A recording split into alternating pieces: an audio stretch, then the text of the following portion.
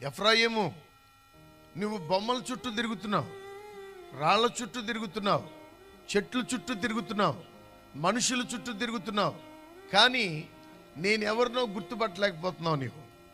నేను ఎవరినో గ్రహించలేకపోతున్నావు. నేను ఎవరినంటే చిగురు పెట్టు సరళ వృక్షము వంటి వాడని నేను. నువ్వు ఎక్కడ తిరిగినా కానీ మరలా నా దగ్గరికి రావాల్సిందే. ఎందుకంటే ఫలము నా దగ్గరే ఉంది, ప్రతి ఫలము నా దగ్గరే ఉంది. నీకు కావలసినటువంటి ఏ ఫలమైనా, ఆరోగ్య ఫలమైనా, ఆత్మీయ ఫలమైనా, ఆర్థిక ఫలమైనా, నీకు కావలసినటువంటి ఏ ఫలమైనా ఆ ఫలము నా దగ్గరే ఉంది. నువ్వు ఎక్కడికి వెళ్ళినా కానీ ఎండిపోయినటువంటి పరిస్థితులే కనబడతాయి. ఎక్కడికి వెళ్ళినా కృంగిపోయిన పరిస్థితులే కనబడతాయి, కూలబడిపోయిన పరిస్థితులే కనబడతాయి. ఎక్కడికి వెళ్ళినా నిన్ను పైకి లేపగలిగినటువంటి స్థితిగతులు ఎక్కడ నీకు కనబడవు. నీకు నా దగ్గరే, నా వలనే ఫలము కలుగును.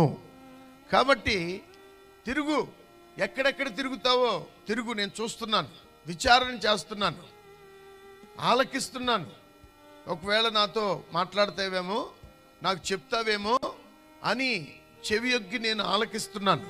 కానీ నువ్వు ఎంతవరకు నా దగ్గర మొరపెట్లా, ఇంతవరకు నా దగ్గరికి రాలేదు, ఇంతవరకు నాకు ప్రార్థన చేయలేదు. ఎక్కడెక్కడో తిరుగుతున్నావు. కానీ నీవు తిరుగుతూ మొర్రపెడుతూ మాట్లాడుతున్నటువంటి ఆ యొక్క బొమ్మల వంటి వాడిని కాదు నేను, చెట్లు వంటి వాడిని కాదు, రాళ్ళు రప్పల వంటి వాడిని కాదు. నేను ఎవరినంటే చిగురు పెట్టు సరళ వృక్షము వంటి వాడను. నీవు తెలుసుకోవలసిన విషయం ఏంటంటే నా వలననే నీకు ఫలము కలుగును. కనుక ఈ రోజైనా ఎఫ్రాయిము, ఈ రోజైనా నీవు నా వైపు తిరిగి నీవు నాకు మొర్రపెట్టినట్లయితే నీవు వెళ్ళే సమయంలో ఒక మంచి ఫలాన్ని నీ చేతిలో పెట్టి నీ ఒడిలో పోసి ఆ ఫలముల చేత నేను నిన్ను పంపించబోతున్నాను. దేవుడు ఈ ఉపవాస ప్రార్థనల ముగింపు సభకు